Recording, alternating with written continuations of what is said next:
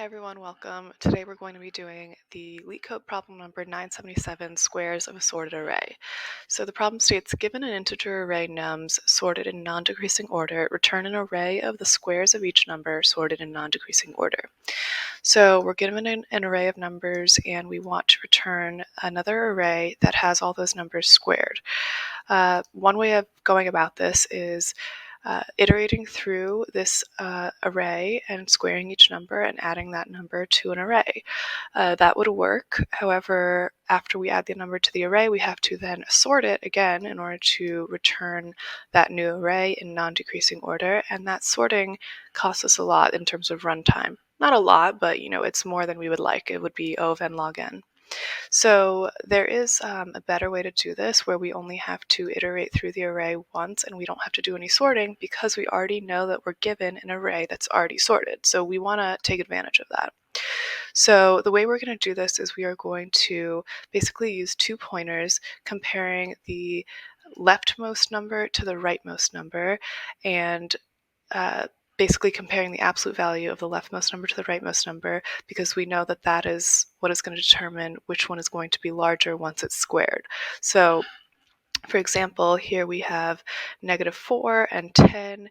We want to compare 4 to 10 because we know that whichever one is the largest is going to be at the end of the new list, right? Because it's going to be the largest number. So if this wasn't 4, for example, if this was -12 and 10 here, and we compared -12 to 10, we would really be comparing, once we squared it, 144 to 100, and 144 is going to be larger than 100, so 144 would be to the right of 100 in that final array. So that's why we need to compare the absolute values of these numbers.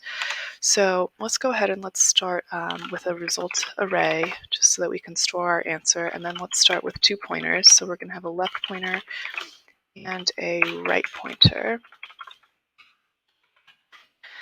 And this is going to keep track of which numbers we are comparing. And then let's go ahead and iterate through our resulting array. Actually, you know what I'm going to do? I'm going to make this resulting array already the size that we know we want it to be. Okay, so we're going to start it out with a zeroed out array that's going to be the size of the current array the input array that we're given. Okay, so we're going to say for I in, because we're going to want to work backwards, okay, in reverse range. This is going to basically help us fill in this new array from largest to smallest, okay? We're going to say for I in this range reversed. We are going to check a couple of things. So we're going to say if the nums at the left pointer is greater than the nums at the right pointer. That was that example of if this was -12, for example, instead of -4, and this was 10, and this was -12, then that is going to fall into this if condition, okay? So if nums left is greater than nums right, we are going to put the, you know what? Made a mistake here. This has to be the absolute value of nums left compared to the absolute value of nums right, okay? And then if that's the case, we're going to put in the rightmost spot the squared value of the largest of the two, so which in this case is nums left. So we're going to say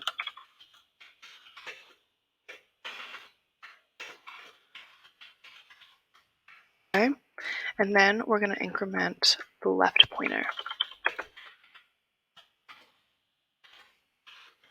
The other condition we could have is if nums right is greater than, and let's say greater than or equal so that we can cover all possible scenarios. So let's say if nums right is greater than or equal to the absolute value of nums left. Again, these are in all absolute value terms. I apologize if I'm forgetting to say that every time, but we are comparing absolute values here. So then we're going to set our result to nums right squared, okay?